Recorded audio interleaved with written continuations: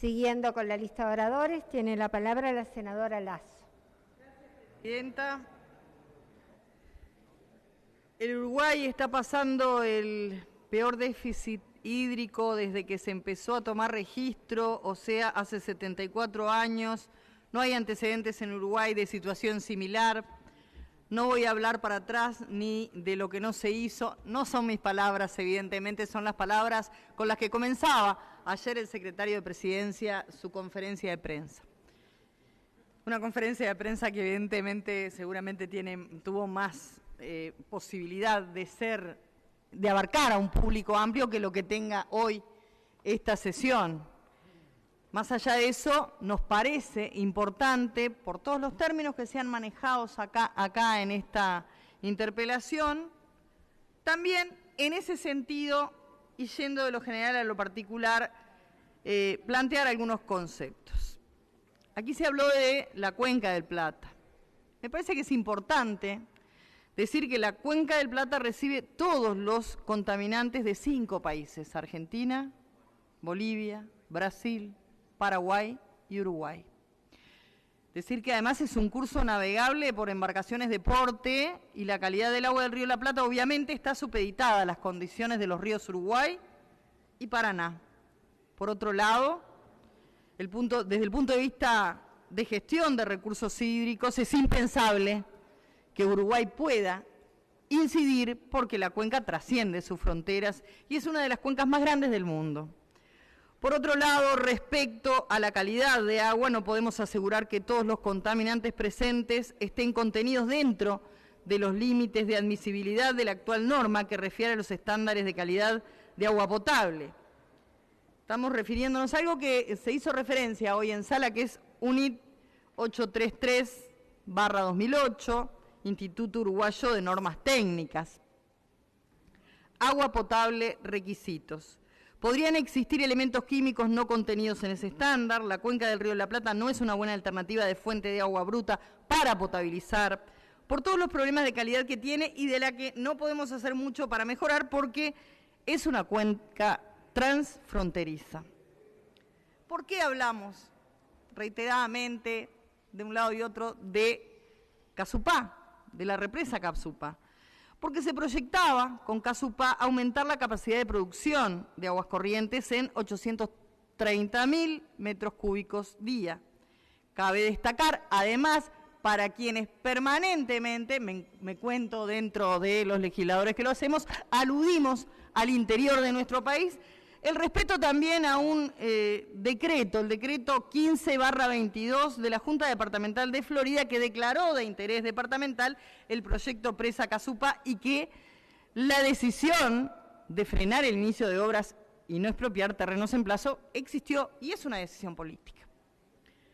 El proyecto Casupá tenía previsto el financiamiento de CAF, en el 2021 se trancó el trámite de autorización ambiental previa en el Ministerio de Ambiente con IAR publicado y se canceló el inicio de obras y eso basta ingresar a la página y al link del propio ministerio y allí aparece. Por otra parte, con la construcción de Casupá, en la parte alta de la cuenca y con otros usos de suelo que generan menos contaminación difusa, estaba prevista la implementación de la medida 10 del Plan de Acción de la Cuenca del Santa Lucía, plan impulsado en 2013, por la cual se declaraba la reserva a los arroyos Casupá y El Soldado. Al situarse aguas arriba, recibe aportes con menor carga de contaminantes y por ende almacenaría agua de mejor calidad, ni que hablar si la comparamos con el agua del río de la Plata. Esto no exime de la necesidad de implementar medidas urgentes para revertir el proceso de deterioro ambiental de la cuenca del Santa Lucía. Estamos todos de acuerdo con eso. Responsabilidad en este momento del actual ministerio. Pero nos parece interesante destacar que los sistemas de agua potable de vanguardia se sustentan en cuencas protegidas, que eso tiene que ver con modalidades de planificación inteligente para mejorar la calidad de agua como estaba previsto en Casupá. Es decir, que mientras los sistemas de agua potable eficientes van hacia un lado, nosotros entendemos que con Neptuno se va hacia otro lugar. El presidente OCE ha anunciado la construcción de una represa provisoria y de emergencia a aguas debajo de la represa de Aguas Corrientes que almacenará 1 millón de metros cúbicos con una inversión del orden de los $500.000. Entendemos válida la pregunta de por qué no se utilizaron los recursos de otra manera en reducir las pérdidas, por ejemplo, que significaban las pérdidas de agua en un 50%. Sobre los pronósticos de sequía 2022-2023, Sergio Rico, director del Sistema Nacional de Emergencia, comentaba, explicaba en un medio de prensa, concretamente en Radio Sarandí, que en mayo no se prevén lluvias y en junio los valores estarán por debajo de los habituales. Por otro lado, el informe de INUMET, con tendencias climáticas, mayo, junio, julio 2023, respecto a precipitaciones, dice: la precipitación acumulada esperada para el trimestre mayo, junio, julio en el noreste del país es inferior a lo normal y en el resto del país se esperan condiciones climatológicas similar a las tendencias de abril, mayo y junio 2023, por lo que hasta julio seguramente todavía no se regularicen los niveles de precipitación necesarios. Por otro lado, hay otros sistemas de información de acceso público que pueden indicar con cierta probabilidad de ocurrencia eventos de la Niña asociados a periodos secos y el Niño asociado a periodos húmedos para nuestras condiciones con varios meses de antelación. Voy a pedir silencio en sala a efectos de poder escuchar a la senadora que está en uso de la palabra. Muchas gracias. Le agradezco, Presidenta. Entendemos, en referencia a los cambios en la calidad de agua potable, que Aguas Corrientes no tiene la capacidad para tratar agua salada. Es en ese sentido que los valores incluidos en la norma de calidad de agua potable definidos por ese decreto 375/2011, vamos a hacer referencia nuevamente al Instituto Uruguayo de Normas Técnicas con la 833/2008 para sodio, 200 miligramos por litro, cloro, 250 miligramos por litro, son los excedidos en el agua distribuida actualmente en el área metropolitana. Pero nos gustaría, por ejemplo, saber si hay otros parámetros que no están cumpliendo con la actual norma de calidad de agua potable. Me interesa, por ejemplo, conocer la concentración de trialometanos que figura en la tabla 10 de la norma 833/2008. Asimismo, y teniendo en cuenta que la reserva de agua dulce prevista para el proyecto Neptuno o Arasatí no dé abasto o la planta dejara de funcionar determinados días del año, no sabríamos cuántos, o el área metropolitana estaría sentenciada a consumir agua no potable, como está ocurriendo exactamente por estos días. En ese escenario, mucho nos preocupa que se cambien los estándares de calidad de agua por no poder cumplirlo frecuentemente o por implicar costos de tratamiento que se proyecten en tarifas, por ejemplo, demasiado caras.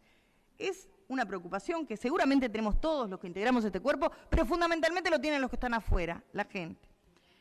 El agua que está llegando a las casas del 60% de la población de nuestro país tiene elementos que podrían poner el riesgo en la salud de algunos grupos. Estamos de acuerdo.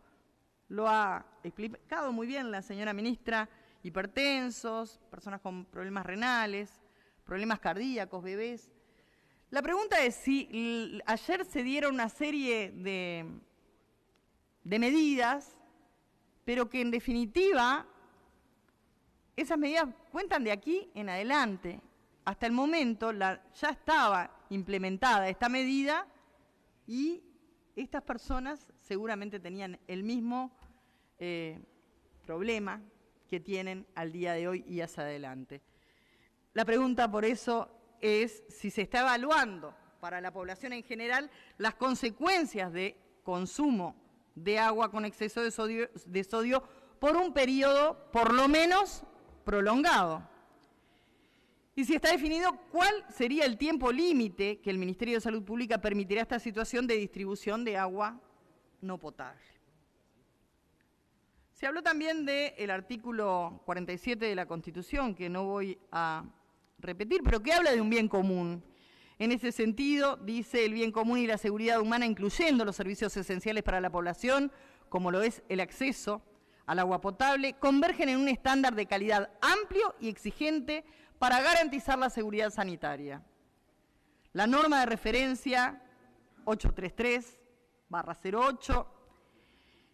En un escenario no deseado encontramos casos como, y vamos a poner un ejemplo que no tiene nada que ver con nuestro país, pero vamos a poner hipotéticamente el ejemplo de Colombia, que en 1997 tenía más de 590 plantas de tratamiento, pero menos del 10% de ellas garantizaban agua potable dentro del estándar internacional de potabilidad.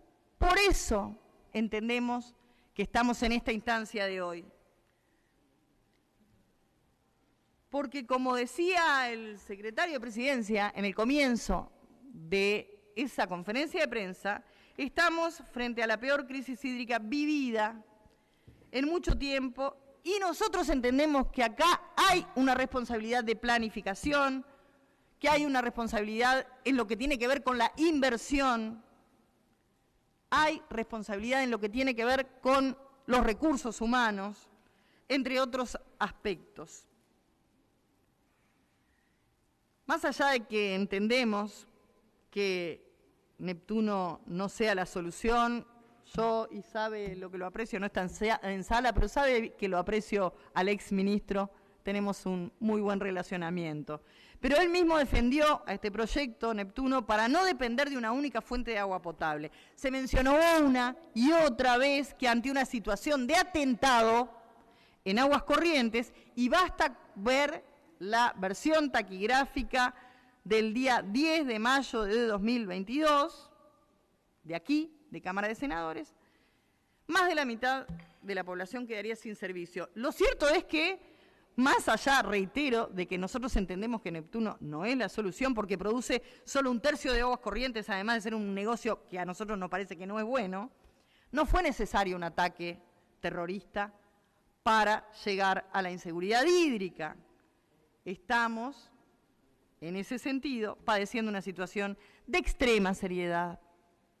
Y no es solo por la falta de lluvias, que en todo caso, gracias a los pronósticos que se generan a través de INUMED, podemos conocer con anticipación para prepararnos. Entendemos allí sí que hubo problemas con la planificación, con la inversión y con el manejo de recursos humanos. Y por eso nos preguntamos, ¿no será necesario apoyar a OCE con más recursos humanos e inversión? Desde esta bancada se ha reclamado permanentemente, luego de culminada la crisis pandémica. Si el Estado no puede proveer del servicio de agua potable temporalmente, se deberá hacer universal y extensivo el acceso al agua embotellada, lo que implica no solamente ser vigilantes o monitorear esta situación o estar atentos, no, significa incidir en el precio de forma que no suba por las oscilaciones del mercado, reducción de oferta y aumento de demanda. Recién, mientras estábamos aquí sentados, gente de diversos barrios, pero puedo decir exactamente de qué barrio, me mandaban de allí de la zona de Camino Valle Berres y Ruta 5, municipio A. Nos llamaban diciéndonos, mire,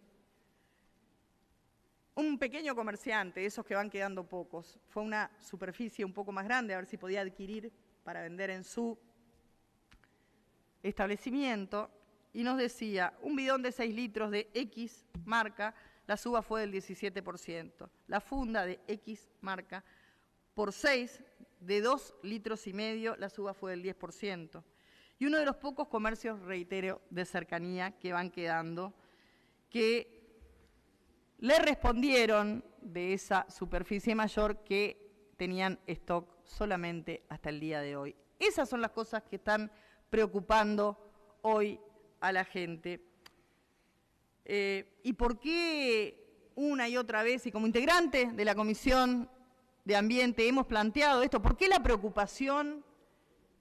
Que obviamente nos compete a todos, porque entendemos que no es posible cumplir con las competencias asignadas. Por ejemplo, vamos a hablar de lo que se dijo aquí, el Ministerio de Ambiente se creó en la LUC en 2020, y ese mismo año se le asignó un magro presupuesto para 2020-2024. En todo el periodo de esta administración, quedando en el último lugar de los 14 ministerios. Y entonces nos preguntamos nuevamente, ¿es posible cumplir con competencias asignadas sin los recursos asignados?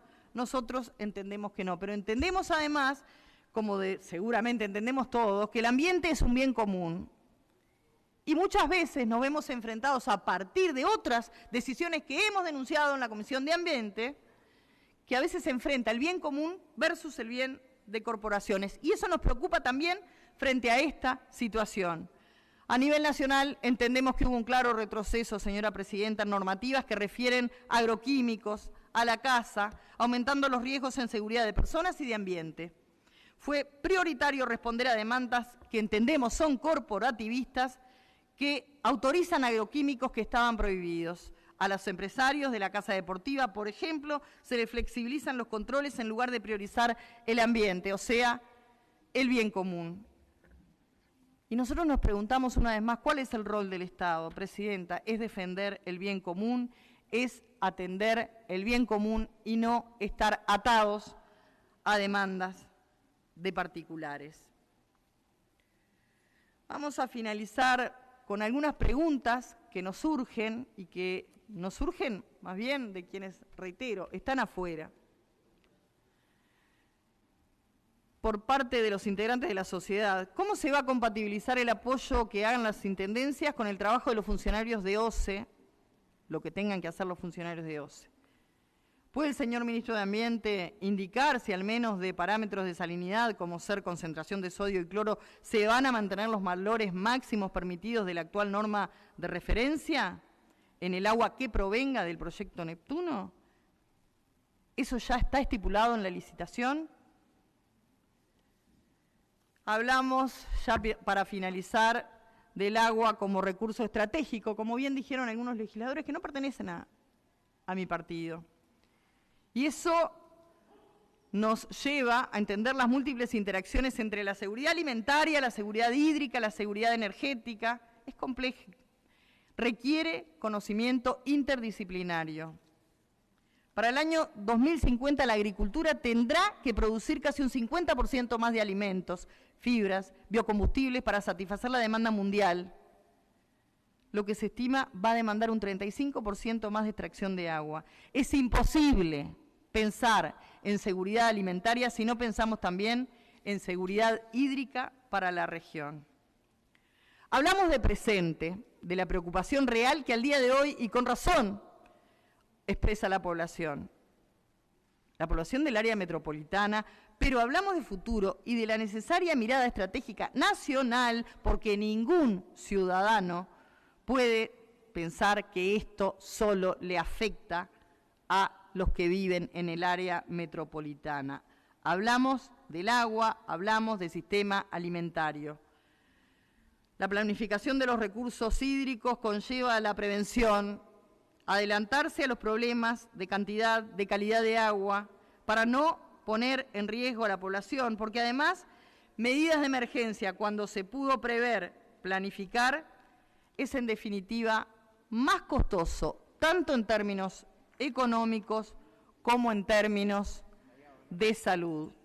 Por eso, hoy reiteramos la preocupación que esta bancada planteó al llevar adelante esta interpelación y por eso nos preguntamos si esas medidas anunciadas modifican la situación de lo que queda, de los días que nos quedan de reserva, y si modifica la situación del daño que ya se pueda haber causado desde el punto de vista sanitario a las personas que contenían las diferentes comorbilidades que aquí se indicaron.